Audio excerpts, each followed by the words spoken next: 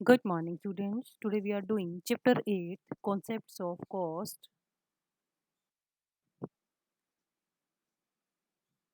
There are three concepts of cost: total cost, average cost, marginal cost. कुल लागत, औसत लागत और सीमांत लागत. अब कुल लागत क्या होती है? टोटल कॉस्ट कि किसी प्रोडक्ट की एक सर्टेन क्वांटिटी को प्रोड्यूस करने में जो टोटल पैसा खर्च होता है उसे हम क्या कहेंगे? Total cost. फॉर एग्जांपल, मान लो आपने 500 कॉपीज का प्रोडक्शन कर किया है और 2000 का खर्च आपका आया है, तो टोटल कॉस्ट क्या होगी? 2000 रुपीज. डुले के अनुसार, अकॉर्डिंग टू डुले, डुले ने क्या कहा है कि टोटल कॉस्ट क्या है कि एक प्रोडक्ट की एक सर्टेन क्वांटिटी को प्रोडक्शन करने में जो टोटल खर्च आपको सहन करने पड़ते हैं उसको हम क्या कहेंगे? कुल लागत कहेंगे. अब शॉर्ट पीरियड में टोटल कॉस्ट आपकी टू टाइप्स की होती है. पहली है फिक्स्ड कॉस्ट और दूसरी है वेरिएबल कॉस्ट. यानी कि total cost equal to TFC plus TVC. TFC मतलब टोटल फिक्स्ड कॉस्ट और TVC total variable cost.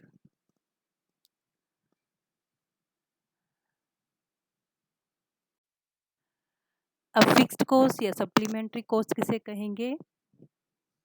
Fixed cost वो कॉस्ट है, यानी कि बंधी लागतें आप हिंदी में बोलते हैं. बंधी मतलब जो बंध गई, यानी कि उसमें कोई भी चेंज नहीं होगा, ना तो वो कम होंगी ना फिर वो ज़्यादा होंगी. फिक्स्ड कॉस्ट क्या है कि चाहे प्रोडक्शन आप ज़्यादा करें या कम करें, कोई इफेक्ट नहीं पड़ेगा, वो उतनी ही रहेगी आपकी. जब आपका प्रोडक्शन ज़ीरो होगा या प्रोडक्शन मैक्सिमम होगा, तब भी आपकी फिक्स कॉस्ट जो क्या है वो सेम ही रहेगी. मान लीजिए एक कारखाने में ज़्यादा से ज़्यादा आप, मतलब दरी बनाने का कारखाना है, आप एक दिन में वहाँ पे 6 दरी बना सकते हैं और वहाँ की जो फिक्स्ड कॉस्ट है एक दिन की 100 रुपए है.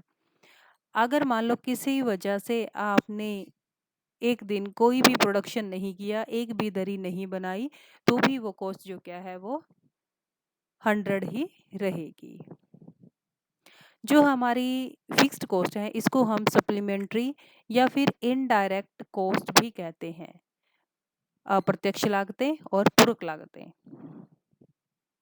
हमारी जो फिक्स्ड कॉस्ट है इसमें हम कौन कौन से खर्चे लेते हैं? वो हैं आपके रेंट हो गया, जो परमानेंट एम्प्लॉयज़ हैं उनकी सैलरी हो गई, जो हमने कैपिटल ली थी, बैंक से ली या किसी और कहीं जगह से ली, उस पर जो आप इंटरेस्ट देंगे वो हो गया. लाइसेंस अगर आपने ले रखा है तो उसकी फीस है. तो ये सारे खर्चे हम इसमें ऐड करेंगे. नेक्स्ट टेबल देखिए फिक्स्ड कॉस्ट का. प्रोडक्शन की क्वांटिटी आपको दी हुई है और टोटल कॉस्ट दे रखी है. प्रोडक्शन की क्वांटिटी जब ज़ीरो है तब भी टोटल कॉस्ट 10 ही है. 1 हुई, 2 हुई, 3 हुई, चाहे बढ़ कर के 5 6 कोई भी यूनिट्स हो गई, पर टोटल कॉस्ट पे उसका कोई भी इफेक्ट नहीं पड़ा. वो कितनी है? वो फिक्स ही है, 10 रुपीज़ ही हर एक यूनिट के लिए फिक्स करती है.